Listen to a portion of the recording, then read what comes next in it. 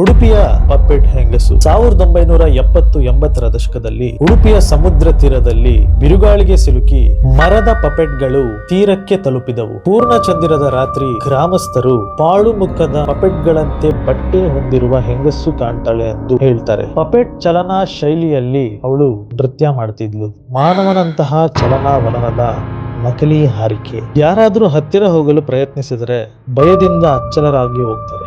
ಬೆಳಗಿನ ಜಾವ ಪಪೆಟ್ಗಳನ್ನು ಅವಳನ್ನು ಕಂಡವರ ಮನೆಗೆ ಹೋಗಿ ಅವರ ಮುಂದೆ ನಿಜವಾದ ಮನುಷ್ಯರಂತೆ ಕಾಣಿಸ್ತಾರೆ. ಸ್ಥಳೀಯರು ಹೇಳೋ ಪ್ರಕಾರ ಅವಳು ಶತಮಾನಗಳ ಹಿಂದೆ ಸಮುದ್ರದಲ್ಲಿ ಕಳೆದು ಹೋದ ಪಪೆಟ್ ತಯಾರಕನ ಮಗಳು ಎಂದು ಜನ ಹೇಳ್ತಾರೆ.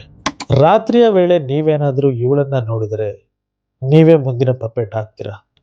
ಇದೇ ತರ ಇಂಟ್ರೆಸ್ಟಿಂಗ್ ಅಂಡ್ ಇನ್ಫಾರ್ಮೇಟಿವ್ ಜೊತೆ ನಿಮ್ಮ ಮುಂದೆ ಬರ್ತೀನಿ ಅಂತ ಹೇಳ್ತಾ, ಇವನ ಮನೆಯಲ್ಲಿ ಚಾನಲ್ ಫಾಲೋ ಮಾಡ್ಕೊಂಡಿಲ್ಲ ಅಂದ್ರೆ ಈಗಲೇ ಫಾಲೋ ಮಾಡ್ಕೊಳ್ಳಿ ಅಂತ ಹೇಳ್ತಾ ಸಿಗೋಣ ಮುಂದಿನ ವಿಡಿಯೋದಲ್ಲಿ. ಅಲ್ಲಿವರೆಗೂ